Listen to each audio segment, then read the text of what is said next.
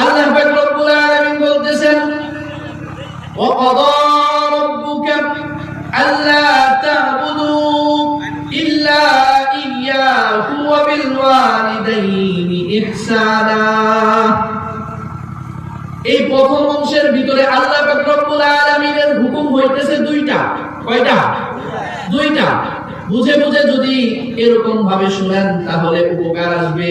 এই প্রথম অংশ যতটুকু আয়াত তেলাওয়াত করলাম, এই আয়াতটুকুর ভিতরে আল্লাহ পাক রব্বুল আলামিন হুকুম দিবেন কয়টা? দুইটা। এক নাম্বার হুকুম আল্লাহ পাক রব্বুল আলামিন দিতেছেন আল্লাহ তা'বুদু ইল্লা ইয়্যাহ। জমিন কার? আসমান কার? আমরা কার? এই সমস্ত সৃষ্টি কার? তাহলে আল্লাহর জমিনে ইবাদত চলবে কার? এই কথাটাই আল্লাহ পাক রব্বুল আলামিন বলতেছেন আল্লাহ তা'বুদু ইল্লা ইয়্যাহ। এই জমিন আমার, এই সব কিছু আমার, এই জমিনের ভিতরে ইবাদত চলবে একমাত্র আল্লাহর। আল্লাহ পাক রব্বুল আলামিন বলতেছেন ও আমার বান্দারা, পৃথিবীতে যদি তোমরা সফল হতে চাও, তোমরা যদি জান্নাত পেতে চাও, তোমরা যদি আখিরাতে নাজাত পেতে চাও, তাহলে এক আল্লাহর ইবাদত ব্যতীত অন্য কারো ইবাদত করা যাবে। এই কথাটা আল্লাহ পাক রব্বুল আলামিন বলতেছেন সফলতার চাবিকাঠি হচ্ছে ঈমান, সফলতার চাবিকাঠি হচ্ছে একত্ববাদ। তোমরা যদি সফল হতে চাও, জান্নাত পেতে চাও, আল্লাহ তা'বুদু ইল্লা ইয়্যাহ। এক নাম্বার হুকুম, জমিনের ভিতরে আল্লাহ পাক রব্বুল আলামিনের ইবাদত ব্যতীত অন্য কোনো ইলাহদের ইবাদত করা যাবে। মাজারে গিয়ে বাবার দরবারে সিজদা দেওয়া যাবে? যদি সিজদা দেয় ও কি জান্নাতি থাকলো নাকি শেষ? ইন্নাশ শিরকা লাযুলমুন আযীম। আল্লাহ তাআলা সব গুনাহকে maaf করেন, কিন্তু একটা গুনাহ maaf করেন না। সেই গুনাহর নাম কি? শিরক। মাজারে যারা সিজদা দেয় তারা কাকে সিজদা দিল? কবরকে সিজদা দিল, ঠিক না? আর কবরকে সিজদা দেওয়ার মাধ্যমে তারা কবরের ইবাদতে লিপ্ত হয়ে গেল। আল্লাহ পাক রব্বুল আলামিন বলেন আমার জমিন, আমার সবকিছু, তুই বেটা যাকে সিজদা দিতেছ ওই বেটাও আমারই সৃষ্টি ছিল। সৃষ্টি হয়ে সৃষ্টির ইবাদত করলা, অর্থাৎ তোমার ঠিকানা আর জান্নাত নয়, তোমার ঠিকানা এখন জাহান্নাম করে দিলাম। এইজন্য সকলেই বলেন ইবাদত চলবে কার? মাজারে যাবেন? মানত করবেন? খিচুড়ি খাবেন? খিচুড়ি দেয় না? কোনো কিছুই খাওয়া যাবে না, কারণ ওই মাজার নষ্ট, শিরক, খাবার দাবার যা আছে সব শিরকিয়াতের ভিতরে ভরে গিয়েছে।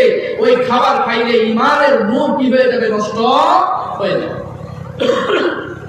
তাহলে আয়াতের প্রথম অংশের ভিতরে আল্লাহ পাক রব্বুল আলামিন বলে দিতেছেন ইবাদত হবে কার? দুই নাম্বার ওয়া বিল ওয়ালিদাইনি ইহসানা। আল্লাহ পাক রব্বুল আলামিন বলতেছেন বান্দারে, আমার ইবাদত করলে যেমন তোমার জন্য সুখ শান্তি, আমার ইবাদত করলে যেমন তোমার জন্য নাজাত, ঠিক তেমনি ভাবে আমি আল্লাহ তোমাদের জন্য আবশ্যক করে দিলাম ওয়া বিল ওয়ালিদাইনি ইহসানা। তোমরা তোমাদের পিতা মাতাদের সাথে সৎ আচরণ করো। কার সাথে? পিতা মাতার সাথে সৎ আচরণ করো। ওয়া বিল ওয়ালিদাইনি ইহসানা। পিতা মাতা তোমার জন্য আল্লাহ পাক রব্বুল আলামিন তোমাকে সৃষ্টি করেছেন। তোমার ছোট্ট বডিটাকে আল্লাহ তাআলা তোমার মায়ের পেটের ভিতরে রেখে দিয়েছেন। আস্তে আস্তে আস্তে আস্তে মার পেটকে আল্লাহ পাক রব্বুল আলামিন ভাড়া নিয়ে তোমাকে লালন পালন করেছেন, ঠিক না? ও ভাই, পেটের মধ্যে ব্যথা হইলে ডাক্তার কবিরাজ দিয়ে ভরায় ফেলায়, ঠিক না? একটু পেটের মধ্যে ব্যথা, কেমন যেন ভাত ভাত লাগে, গ্যাস্ট্রিকের কথা। কিন্তু আপনার মা, আমার মা আপনাকে ওই 2 কেজি 3 কেজি 3.5 কেজি 4 কেজি ওজন দিয়ে সব কাজ করছে, করছে না?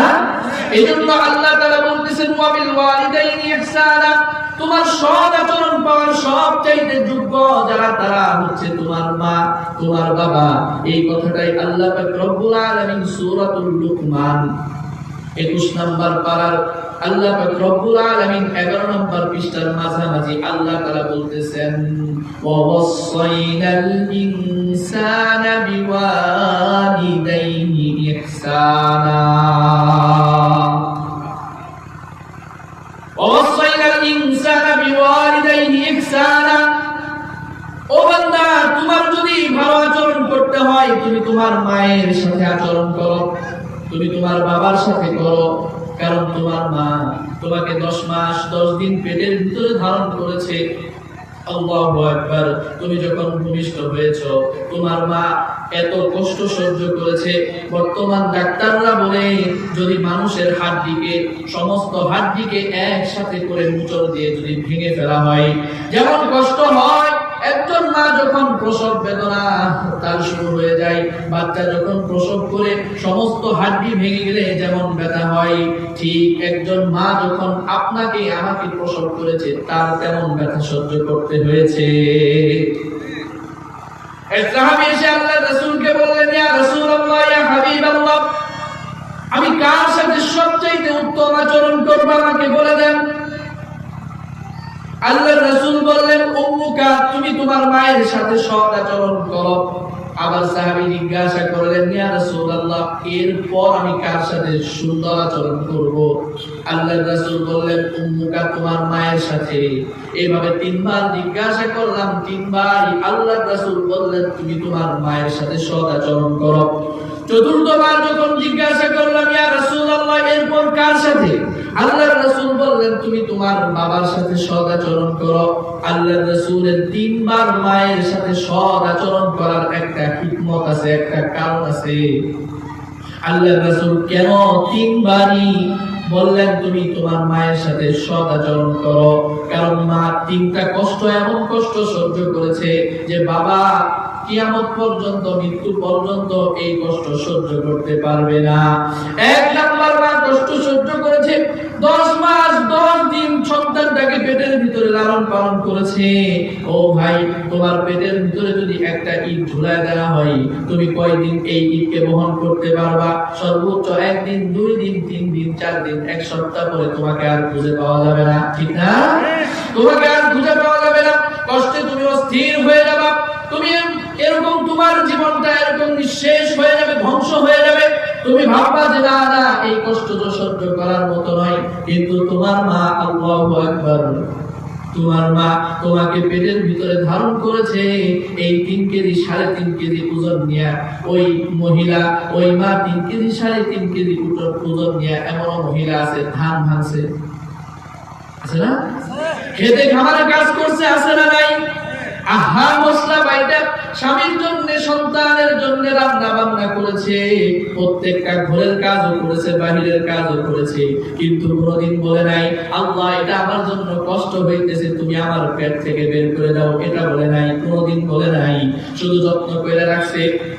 কাজ কইলে যায় যখন বিছানার মধ্যে একটু বসছে, পেটটা হাঁটায় দেখছে বাচ্চাটা লড়ে কিনা। আল্লাহু আকবার, আল্লাহু আকবার।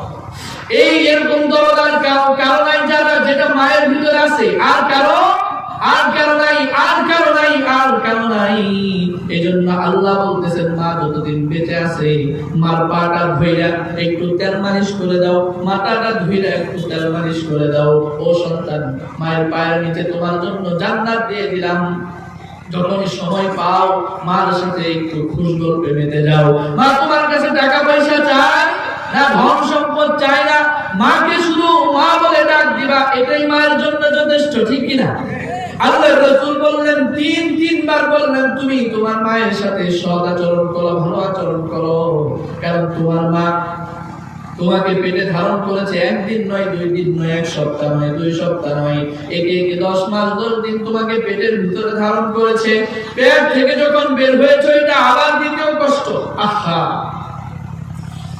গ্রামের ধাত্রী যারা আছে তারা যখন মহিলারা এরকম প্রসব বেদনা উঠে, গ্রামের ধাত্রীরা বলে কি বলে, মা তো তুই তোর জীবনকে ছেড়ে দে, তুই তোর জীবনকে ছেড়ে দে, মনে কর তোর জীবন নাই। তুমি তোমার জীবনকে ছেড়ে দিয়ে তোমার নবাগত সন্তানকে পৃথিবীতে আগমন ঘটাও। মা এমন এক চিল্লানি দিয়ে সন্তান বের হয়ে গেছে, মা বেহুশ হয়ে গেছে। হুঁশ ফিরে আসার পরে, এত কষ্ট সহ্য করার পরেও হুঁশ ফিরে আসার পরে মার মুখ থেকে প্রথম যে কথাটা বের হয়, আমার কলিজার টুকরাটা কোথায়, তাকে আমার সামনে নিয়ে আসো, আমি দেখি। মাকে বলা হয়, তুমি না কিছুক্ষণ আগে মৃত্যু মুখে পতিত হয়েছিল, তুমি না কিছুক্ষণ আগে মারাই গিয়েছিল, যে সন্তানের কারণে তোমার এই অবস্থা হইল, এই সন্তানকে দেখার জন্য আবার উদ্গ্রীব হইলা কেন? মা বলতেছে, না না না, আমার কলিজার টুকরাকে যখন আমি এক নজরে দেখলাম, আমার 10 মাস 10 দিনের ব্যথা কোথায় চলে গেল আমি জানি না। আমার কলিজার টুকরা আমাকে আপনাকে যখন চেহারাটা মা দেখেছে, আমার আপনার চেহারাটা যখন মা দেখেছে, মা বলতেছে আমার কোনো প্রসব বেদনাও নাই, আমি যে 10 মাস 10 দিন পেটের ভিতরে ধারণ করেছি, এই ব্যথাও আমার নাই। সুবহানাল্লাহ। এতে শেষ নয়, আল্লাহর রাসূল 3 বার কেন বললেন তোমার মার সাথে তুমি সদাচরণ করো? 1 নাম্বার হলো এই, তোমার মা তোমাকে পেটের ভিতরে ধারণ করেছে। 2 নাম্বার হলো এই, তোমার মা তোমাকে প্রসব করেছে। 3 নাম্বার, 1 দিন নয় 2 দিন নয় ভাইরা আমার, 1 মাস নয় 2 মাস নয়, একে 2 থেকে 2.5 বছর তুমি যে খাবার খেয়ে বড় হয়েছো, এটা দুনিয়ার কোনো খাবার নয়, এটা ছিল তোমার মায়ের বুকের দুধ। ঠিক কি না? এজন্য শরীরের চামড়াকে যদি কেটে দেওয়া হয়, কেটে যদি পাপুষ বানায়, জুতা বানায় মায়ের পায়ের মধ্যে পরায় দেওয়া হয়, ও ভাইরা আমার, 1 ফোঁটা দুধের দিন আপনি সুদ করতে পারবেন না। আল্লাহু আকবার। আপনি কথা বলতে পারতেন না, কোনো কিছু বলতে পারতেন না।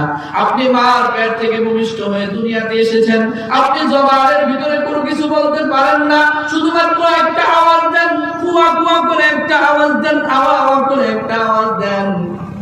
আল্লাহ পাক রব্বুল আলামিন আপনার মাকে ইলহাম করতেছে, ও বান্দি আমার, তোর নবাগত সন্তান, তোর কলিজার টুকরার খিদা লাগছে, এখন সে দুধ খেতে চায়। সুবহানাল্লাহ। এটা কে দিছে? আল্লাহ পাক রব্বুল আলামিন মার অন্তরের ভিতরে জানায় দিছে। আল্লাহু আকবার। সন্তান মাকে কিভাবে কষ্ট দেয় আমার বুঝে আসে না। যেদিন থেকে বাচ্চা, যেদিন থেকে তুমি মার পেটের ভিতরে এসেছো, সেদিন থেকে মার খানা পানি বন্ধ। কিছু খাইলে বমি করে, ঠিক না? আল্লাহ। কিছু খাইলেই বমি করে, তারপরে অভিযোগ নাই, কলিজা ছিঁড়া ধন। আর যাদের কিছু বছর পরে বাচ্চা হয়, তাদের তো আরো নাই। মারা বলে দরকার হইলে আমার জীবন চলে যাবে, তারপরেও এই বাচ্চা আমার দরকার, ঠিক না? তো যেদিন তুমি ভূমিষ্ঠ, যেদিন থেকে তুমি মায়ের পেটের ভিতরে এসেছো, সেদিন থেকে মার খানা পানি বন্ধ হয়ে গেছে। তুমি যখন ভূমিষ্ঠ হইলা, মা গোসল করতে পারে না, বাথরুমেও যেতে পারে না। গোসল করতে গেলে তোমার আওয়াজ যখন কুয়া কুয়া আওয়াজ শুনে, তখন মা তাড়াতাড়ি বের হয়ে আসে, না জানি কোন বিপদ করলো, ঠিক না? একটু খাইতে বসছে, সারাদিনের ক্লান্তি, 1 মুঠ মুখে দিতে না দিতেই তুমি পেশাব করে দিছো, বাথরুম করে দিছো, তুমি কান্নাকাটি শুরু করে দিছো। মা তাড়াতাড়ি গিয়ে সবকিছু সাফ করে তোমাকে বুকের ভিতরে আগলায় নিছে। আল্লাহু আকবার। এই যে শীতের দিন, এই যে শীতের দিন, বাচ্চারা ঘন ঘন পেশাব করে, 5 মিনিট 10 মিনিট পর পেশাব, দেখছেন না? এই যে শীতের দিন আসতেছে, রোদ উঠে না, এরকম ভাবে যে বাচ্চাদেরকে যে নেকড়ার ভিতরে, তেলার ভিতরে, কাঁথার ভিতরে নেওয়া হয়, আস্তে আস্তে একটা একটা কইরা ভিজাইতে ভিজাইতে সবগুলো কাঁথা সে ভিজায় ফেলাইছে। সবকিছু কাঁথা ভিজায় ফেলার পরে বিছানার যেই জায়গায় শুয়ায় দিছে, ওই জায়গায় পেশাব করে দিছে। এখন আর কোনো কাপড় নাই, এখন বাচ্চাকে শোয়াবে ওই জায়গায় পেশাব, বাচ্চাকে শোয়াবে কোথায়? মা তার বুকের ভিতরে, কলিজার ভিতরে বাচ্চাটাকে শোয়ায় দিছে। বাবা বলতেছে, কি ব্যাপার, তুমি বুকে কেন নিলা, বিছানায় শোয়ায় দাও। বলতেছে, বিছানায় শোয়ানোর কোনো কায়দা নাই, কারণ বিছানার ভিতরে সব কাপড় শেষ, বিছানার ভিতরে পেশাব করে দিছে। কই কই কোথায় পেশাব করেছে, তো সারা বিছানায় পেশাব করে দিয়েছে। আমি যেই জায়গায় শুয়ে আছি আমার নিচেও আমার বাবুর পেশাব। আল্লাহু আকবার। মা নিজে আপনার পেশাবের উপরে শুয়ে আপনাকে বুকের উপরে রেখেছে যাতে করে আপনার ঠান্ডা না লাগে।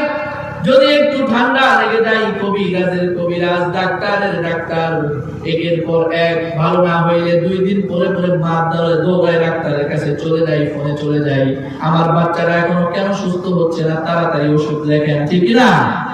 এই অন্তরের ভিতরে দয়া দিয়া মায়া দিয়া যিনি ভরে দিয়েছেন তিনি আল্লাহ। এজন্য আল্লাহ রব্বুল আলামিন বলতেছেন, ওয়া ওয়াসাইনাল ইনসানা বিওয়ালিদাইহি ইহসানা। তুমি তোমার মায়ের সাথে সুন্দর আচরণ করো, তুমি তোমার মায়ের সাথে ভালো আচরণ করো, কারণ মার মতো দামি এরকম মানুষ তুমি পৃথিবীতে আর কাউরে পাবা না। কারণ মা হচ্ছে স্নিগ্ধ চাঁদের আলোর মতো। চাঁদ যেমন সুন্দর করে আলো দেয়, চাঁদের আলোটা বড় ঠান্ডা, ঠিক না? এটা আমার কথা না, আল্লাহ তাআলার কথা। মা হচ্ছে চাঁদের মতো আর বাবা হচ্ছে সূর্যের মতো। কিসের মতো? সূর্যের মতো। হযরত ইউসুফ আলাইহিস সালাতু ওয়াস সালাম স্বপ্নে দেখলেন, কি স্বপ্ন? ইন্নী রাআইতু আহাদা আশারা কাওকাবান ওয়াশ-শামসা ওয়াল কমারা রাআইতুহুম লি সাজিদিন। হযরত ইউসুফ আলাইহিস সালাতু ওয়াস সালাম স্বপ্নে দেখলেন, ইন্নী রাআইতু আহাদা আশারা কাওকাবান, আমি দেখলাম 11টি তারকা আমাকে এরকম ভাবে মাথা নোয়াচ্ছে। ইন্নী রাআইতু আহাদা আশারা কাওকাবান ওয়াশ-শামসা ওয়াল কমার, একটা সূর্য এবং একটা চাঁদ আমাকে মাথা নোয়া আমার থেকে সম্মান জানাইতেছে। মুফাসসিরিন কিরাম বলেন 11টা তারা দ্বারা উদ্দেশ্য হচ্ছে ইউসুফের 11 জন ভাই, আর সূর্য দ্বারা উদ্দেশ্য হচ্ছে ইউসুফ আলাইহিস সালাতু ওয়াস সালামের পিতা হযরত ইয়াকুব আলাইহিস সালাতু ওয়াস সালাম, আর চাঁদ দ্বারা উদ্দেশ্য হচ্ছে ইউসুফ আলাইহিস সালাতু ওয়াস সালামের আম্মা। এজন্য আল্লাহ পাক রব্বুল আলামিন মাকে উদাহরণ দিলেন চাঁদের সাথে। কিসের সাথে? চাঁদের সাথে। চাঁদের আলো যতক্ষণ পর্যন্ত থাকে, রাতের বেলাও সুন্দর করে মাঠের মধ্যে চলা যায়, রাস্তার মধ্যে চলা যায় কি যায় না, এবং চাঁদের আলোটাও তো কিনা করা নাই। এজন্য বাবা শাসন করে, বাবার শাসন পায় সন্তান মার আঁচলে গিয়ে লুকায়, ঠিক না? কারণ মার আঁচল হচ্ছে সন্তানের জন্য সবচাইতে নিরাপদ আশ্রয়। তো আল্লাহ রব্বুল আলামিন বলতেছেন সূর্য তার একটু তাপ থাকবে, কারণ বাবা তারও একটু তাপ থাকবে, কিন্তু তাপ থাকলে কি হবে? সূর্য যখন ডুবে যায় জগৎ কি আলোকিত থাকে নাকি অন্ধকার হয়ে যায়? ও ভাইরা আমার, আল্লাহ পাক রব্বুল আলামিন বুঝাচ্ছেন তোমার বাবা নামক সূর্যটা যখন তোমার কাছ থেকে ডুবে যাবে, তোমার দুনিয়াটাও অন্ধ হয়ে যাবে। তোমার কাঁধে হাত রেখে আর কেউ বলবে না বাবারে তুই চিন্তা করিস না, আমি থাকতে তোর কোনো চিন্তা নাই। যাদের বাবা নাই, খেয়াল করেন তো এই কথাগুলো কি কেউ বলে? মাথায় হাত দিয়ে কি কেউ বলে বাবারে তোর চিন্তা নাই? এত কিসের চিন্তা, এত কিসের পেরেশানি? তোর বাবা তো দুনিয়াতে বেঁচে আছে, তোর বাবা দরকার হলে নিজের জীবনকে বিলীন করে দিবে, তোর জীবনকে গলায় দিবে। আহা, যার বাবা নাই, যার মা নাই, সে জানে তার জীবনে কত মূল্যবান সম্পদ সে হারিয়ে ফেলেছে। এই জন্য আমি হাতে ধরে পায়ে ধরে বলবো, যার বাবা আছে, যার মা আছে, আজকে গিয়েই তাদের কাছ থেকে ক্ষমা চেয়ে নেন। আজকে গিয়ে তাদের কাছ থেকে ক্ষমা চেয়ে নেন। কারণ মা যদি সন্তানকে ক্ষমা করে দেয়, ওই সন্তানকে আল্লাহ পাক রব্বুল আলামিনও ক্ষমা করে দেন। বাবা যদি সন্তানের উপর সন্তুষ্ট হয়ে যায়, বাবা যদি সন্তানের উপর সন্তুষ্ট হয়ে যায়, মা যদি সন্তানের উপর সন্তুষ্ট হয়ে যায়, ওই সন্তানের উপর আল্লাহ পাক রব্বুল আলামিনও সন্তুষ্ট হয়ে যায়। সুবহানাল্লাহ। আল্লাহ রাসূল সাল্লাল্লাহু আলাইহি ওয়াসাল্লামের কাছে একজন সাহাবী আসলেন, এসে বলতেছেন ইয়া রাসূলুল্লাহ আপনি তো যুদ্ধের জন্য সৈনিক তৈরি করতেছেন, আমিও আপনার সাথে যুদ্ধে যেতে চাই। আমি আপনার সাথে যুদ্ধে যেতে চাই, কিন্তু আমার মা বাবা অতি বৃদ্ধ হওয়ার কারণে তাদের পাশে আমাকে থাকতে হয়। আমি যুদ্ধের মতো বরকত আমি অর্জন করতে চাই। আল্লাহর রাসূল বললেন, তোমার যুদ্ধে যাওয়ার প্রয়োজন নাই। তুমি যদি এরকম ভাবে তোমার পিতামাতার সেবা শুশ্রূষা করো, তুমি যদি তোমার পিতামাতার দেখাশোনা করো, তুমি থাকবা বাড়িতে, কিন্তু আল্লাহ পাক রব্বুল আলামিন জিহাদের সওয়াব তোমার আমলনামায় দিয়ে দিবেন। সুবহানাল্লাহি ওয়া বিহামদিহি। এইজন্য পৃথিবীতে আমার আপনাকে সম্মান করতে হবে কাকে সবচাইতে বেশি? নাকি অফিসের বসকে? আহা, অফিসের বস যদি অসন্তুষ্ট হয়ে যায়, বাজারের সবচাইতে বড় মাছটা বসের বাড়িতে চলে যায়, ঠিক না? আর বস যদি কয়, কি মিয়া কোনো উপহার দিয়ে যাও না, তাহলে প্রমোশন পাইবা কিভাবে? পরের দিনই তার মাথা নষ্ট। বাজারে গিয়ে দেখছে বড় একটা বোয়াল মাছ হচ্ছে। বোয়াল মাছ চিনি আমরা, বড় একটা বোয়াল মাছ কিনা সুন্দর কইরা এটার ফিটিং ফাটিং কইরা বসের বাড়িতে পাঠাই দিছে। কেন? কারণ এটা যদি বসের কাছে যায়, পরের দিন তার কি হবে? প্রমোশন হবে। ও আপনার বান্দারা, তোমার বস তোমাকে দুনিয়ার প্রমোশন দিতেও পারে, নাও দিতে পারে, কিন্তু তুমি যদি তোমার মাকে সামান্য 2 টাকার বাদাম কিনে দাও, সামান্য কয়েক টাকার চানাচুর কিনে দাও, সামান্য কিছু দাও বা না দাও, যদি মার কাছে গিয়ে 2টা মিষ্টি মিষ্টি সুন্দর করে কথা বলো, তাহলে তোমার মা তোমার উপর সন্তুষ্ট হয়ে যাওয়ার কারণে মহান আরশের মালিক তোমার উপর সন্তুষ্ট হয়ে যাবে। সুবহানাল্লাহি ওয়া বিহামদিহি। তাহলে খুশি করব কাকে? মাকে। এজন্য মা যখন বেঁচে আছে, বাবা যখন বেঁচে আছে, আল্লাহ পাক রব্বুল আলামিন পরের অংশের ভিতরে বলতেছেন, ওয়াকাদা রাব্বুকা আল্লা তা'বুদু ইল্লা ইয়্যাহু ওয়া বিল ওয়ালিদাইনি ইহসানা ইম্মা ইয়াবলুগান্না ইনদাকাল কিবারা আহাদুহুমা আও কিলাহুমা ফালা তাকুল লাহুমা।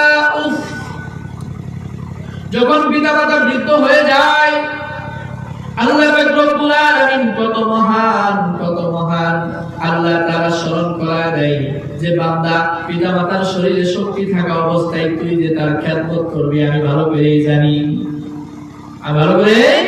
জানি, কিন্তু পিতামাতা যখন বয়স হয়ে যাবে, সন্তানরা তখন খেদমত করতে চায় না, ঠিক না? খেদমত করতে চায় না। আল্লাহ বলতেছেন, ইম্মা ইয়াবলুগান্না ইনদাকাল কিবারা আহাদুহুমা আও কিলাহুমা ফালা তাকুল লাহুমা উফ।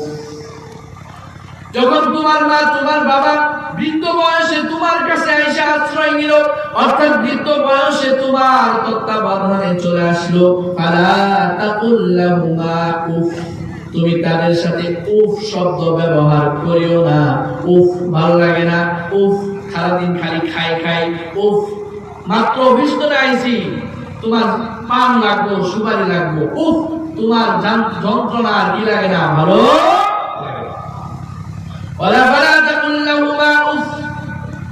তুমি যেন উফ শব্দ ব্যবহার না করো, এবং তোমার আচরণেও যেন পিতামাতা উফ শব্দ ব্যবহার না করে। আহারে আমার ছেলে, এই ছেলেটাকে যত্ন কইরা আদর কইরা আহারে হাঁসের ডিম বিক্রি কইরা, মুরগির ডিম বিক্রি কইরা, এরকম ভাবে গাছের নারিকেল সুপারি বিক্রি কইরা ফর্ম ফিলাপের টাকা নাই, টাকা দিছি, আছে না এরকম মা?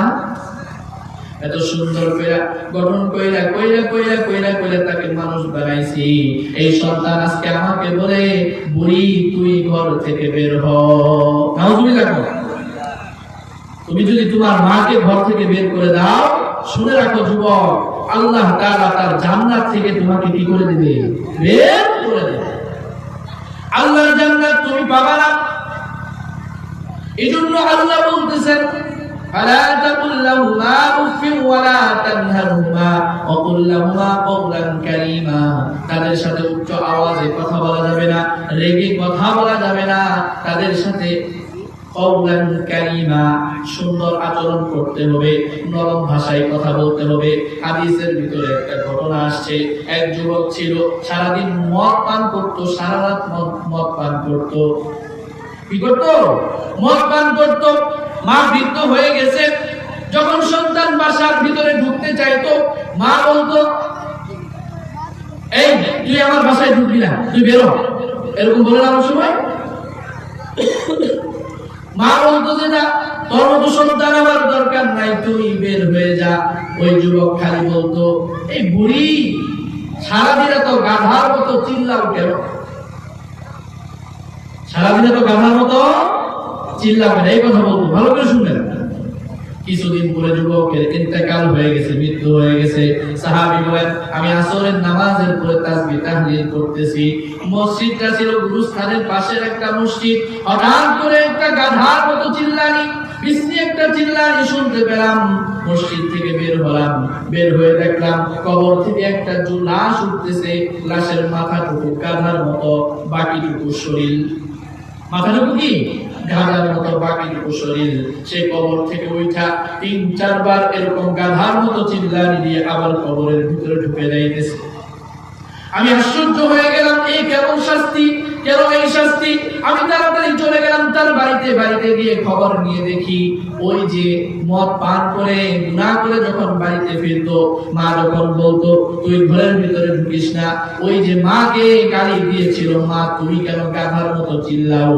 এই জন্য আল্লাহ তাআলা যুবকের ইন্তেকালের পরে তার অর্ধেক শরীর গাধা বানায় দিছে, আর অর্ধেক শরীর মানুষের মতো বানায় দিছে। নাউজুবিল্লাহ।